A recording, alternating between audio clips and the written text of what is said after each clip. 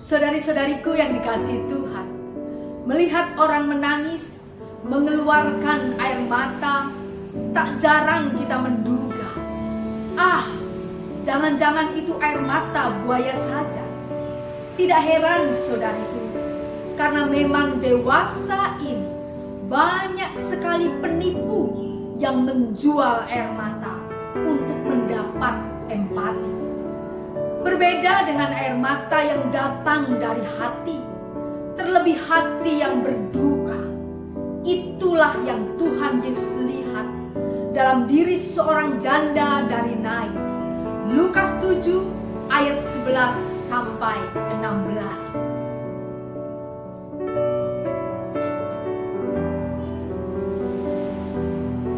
Lukas pasal yang ke-7 ayat 11 sampai dengan ayat yang ke-16. Demikian firman Tuhan. Kemudian Yesus pergi ke suatu kota yang bernama Nain.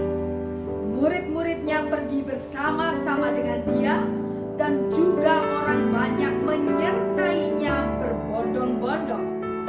Setelah ia dekat pintu gerbang kota, ada orang mati diusung keluar. Anak laki-laki, anak tunggal ibunya yang sudah janda.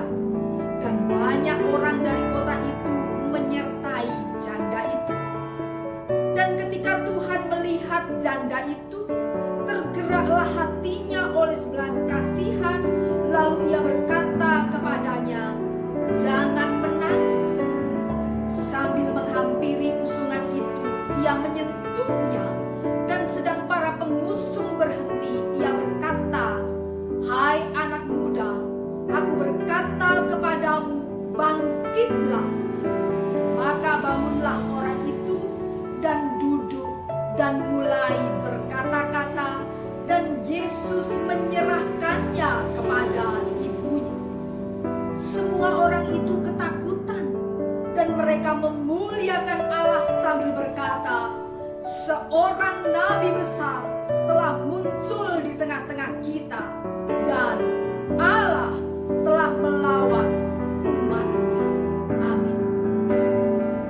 Nah saudariku, Nain adalah dusun pertanian kecil pada zaman Yesus, menandai sisi timur lembah Yezreel. Nain terletak sekitar 48 km barat daya Kapernaum, pada ketinggian 213 meter di atas permukaan laut, sehingga diperlukan pendakian yang cukup sulit untuk menuju ke Nain. Untuk berjalan kaki dari Kapernaum ke Nain diperlukan setidaknya 1 atau 2 hari. Desa kecil itu sendiri adalah tempat yang terpencil, dan akses untuk ke sana terbatas pada satu jalan saja. Selama zaman Yesus, pemukiman ini termasuk kecil dan relatif miskin. Nain adalah desa Arab di Israel, dan dewasa ini termasuk dalam Dewan Regional Bustan Al-Maks. Nain sendiri berasal dari bahasa Arab yang berarti mempesona. Karena itu saudari-saudariku, sangat ironi bahwa dari tempat yang mempesona justru terjadi suatu tragedi yang memilukan hati. Inilah yang Tuhan Yesus lihat di gerbang kota Nain. Air mata yang sungguh mengalir deras dari seorang janda yang kehilangan semua yang berharga dalam hidupnya. Kenapa semua yang berharga? Bukankah yang meninggal adalah anak laki-laki satu-satunya? Perhatikan bahwa ia adalah seorang janda. Ia kehilangan suami yang bagi perempuan saat itu adalah dunianya, harga dirinya, kehormatannya, jaminan hidupnya. Maka kehilangan suami berarti statusnya di tengah masyarakat merosot. Lalu sekarang anaknya yang sudah pemuda, harapan satu-satunya, masa depannya, tempat ia menggantungkan hidup, yang diharapkan dapat mengangkat kehidupannya kembali, juga meninggal. Maka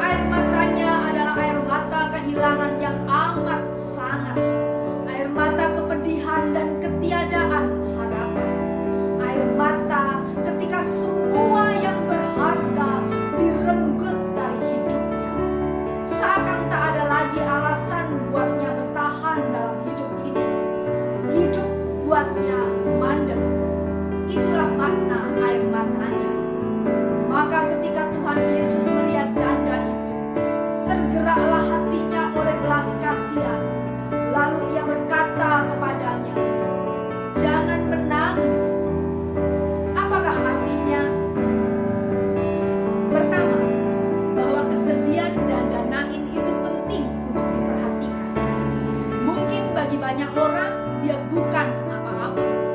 Penderitaannya dipandang sebelah mata. Tetapi bagi Tuhan Yesus, dia penting. Itulah sebabnya Tuhan Yesus bersusah payah datang, berjalan sepanjang malam dari Kapernaum untuk menghentikan tangisnya. Yang kedua, Tuhan Yesus menunjukkan bahwa ia mempunyai kuasa untuk menghentikan air matanya dan mengubahnya menjadi harapan. Bahwa ketika tidak ada yang bisa diharapkan di dunia ini, maka berpalinglah pada Tuhan Yesus, satu-satunya jalan. Itulah kemudian anaknya dibangkitkan. Satu dari 3 mujizat Yesus membangkitkan orang mati. Maka saudari-saudariku, ketika Tuhan Yesus dikatakan dalam firman Tuhan mengembalikan pemuda itu pada ibunya, itu berarti Tuhan Yesus mengembalikan kegembiraannya, harapan hidupnya, masa depannya.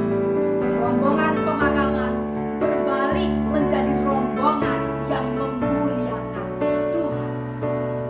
Saudari-saudariku yang dikasihi Tuhan, ini menunjukkan suatu kepedihan, duka, sekecil apapun bagi orang lain, seremeh apapun bagi orang lain, penting bagi Tuhan Yesus. Tuhan Yesus peduli